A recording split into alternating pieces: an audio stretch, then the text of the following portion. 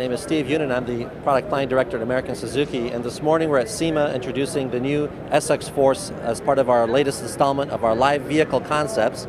The live vehicles for Suzuki are supposed to integrate the way of life of Suzuki into our vehicles, and this one today is supposed to show off our sport bike series and how it's been infused into the new SXForce sedan. For more on that, we've got a video to show you some details.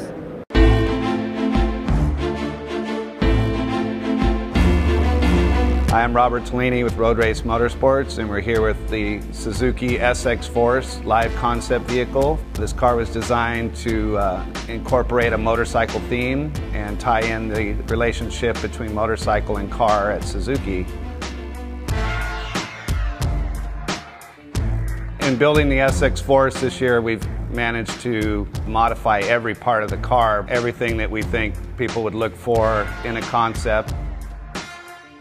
The front bumper is totally redesigned to incorporate intercooler, but also to expose the front wheels, and that's kind of a look that we've never seen before.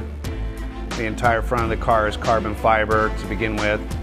We've incorporated both intake vents and exhaust venting in the hood. We also managed to incorporate actual Hayabusa mirrors on the car. In the rear, we've incorporated this raised tail, which entailed cutting a significant portion of the car off initially in order to raise the tail up about 14 inches. That'll give the effect of a motorcycle tail and seat section. From there, the whole under tray is carbon fiber. The center console's all been reshaped and shaved down and done in carbon.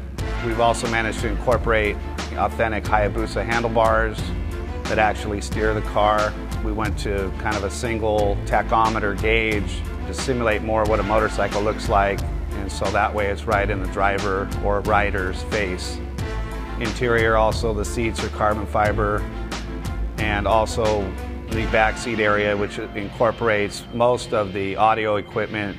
We've laid them out on purpose so that they actually can be seen. We want to showcase these components because they're so beautiful. And I think we did a pretty good job of doing that. One of the key things to the build of this car is we did not build a show car. We didn't neglect performance. This car is actually turbocharged, has a huge front mount intercooler that we've incorporated into the turbo.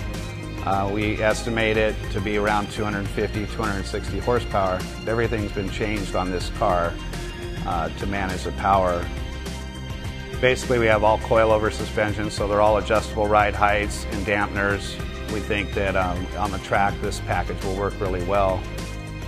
Rotora worked with us to do the brakes. These are actually 355 millimeter cross-drilled rotors, two-piece, every bit like what you'd see on a race car.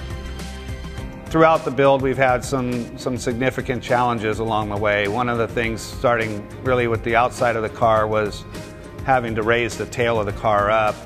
Finding that sweet spot and having to rebuild it all again, but higher up in the chassis, was a challenge.